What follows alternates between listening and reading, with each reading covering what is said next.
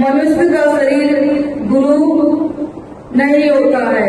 गुरु अंदर स्थित आत्मा है, परमात्मा है, ये सबके अंदर है, सबके अंदर विराजमान है। गुरु एक तत्व है, उसको जानना चाहिए।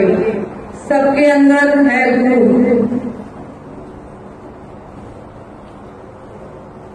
अंदर से जब गुरु की दिशा मिलने लगती है तभी कह सकते हैं हमने गुरु तत्व की शरण ली है। सबके अंदर वाले गुरु को जगाने के लिए बाहर वाले गुरु की आवश्यकता होती है। बाहर का गुरु रास्ता बताता है। जब अंदर का गुरु मिल जाता है तब बाहर और अंदर का गुरु एक ही हो जाता है। तब हम गुरु तत्व में स्थित हो जाते हैं।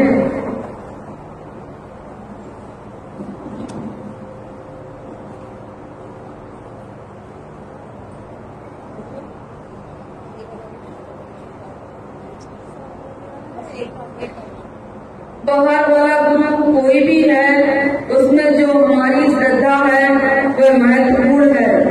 श्रद्धा कितनी है उसी पर निर्भर करती है साधना। श्रद्धा ही फलीभूत होती है। अब हम सभी लोग इसी से जुड़ा विश्वास और दृढ़ता गुरु है। जो मंत्र दिया जाता है वह मंत्र ही गुरु है। वह मंत्र सिद्ध हो जाता है। मंत्र का देवता ही गुरु है। इस प्रकार से जो साधना में लग जाता है वह प्रतिदिन का अभ्यास ही गुरु है। प्रतिदिन नियम से जो भी साधना शुरू करता है और बीच में नहीं छोड़ता है तो उसकी साधना की निरंतरता ही गुरु बन जाती है। आगे उसका रास्ता मिलता जाता है। जब अपना अंतःकरण शुद्ध हो जाता है तब आप प्रकृति में जो भी कुछ देखते हैं, जो भी घटनाएं घटती हैं, उससे अपने आप शिक्षा लेने लगते हैं। सारी प्रकृति उसके लिए गुरु का काम करने लगती है। दत्तात्रेय जी ने विधिवत कोई गुरु नहीं बनाया, लेकिन जो जो घटनाएं घटती गई उन्हीं से शिक्षा लेते गए।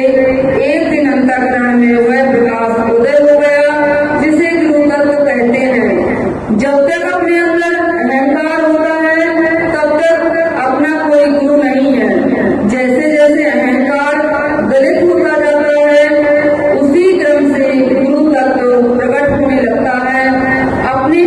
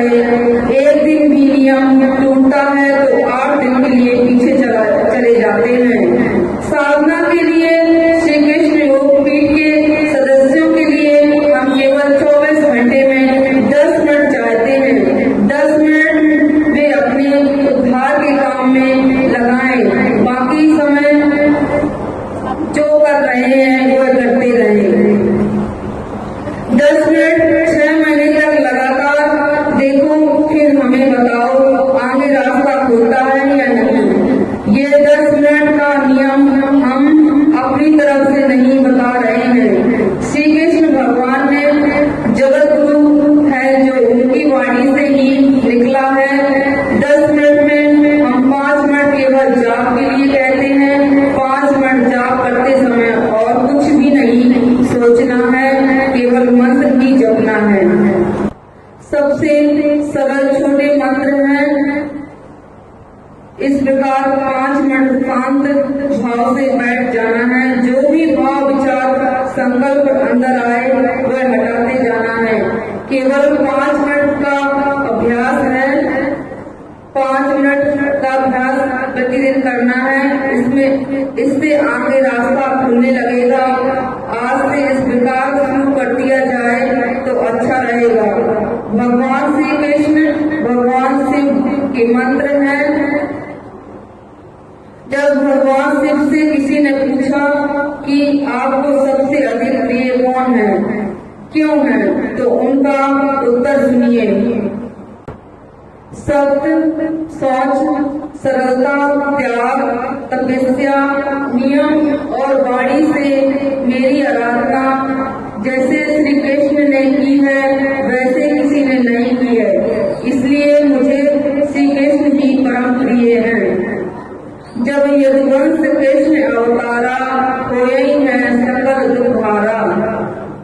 जब यदुवंश थे, जब श्री कृष्ण ने अवतार लिया, ये भगवान शिव ने स्वयं कहा है।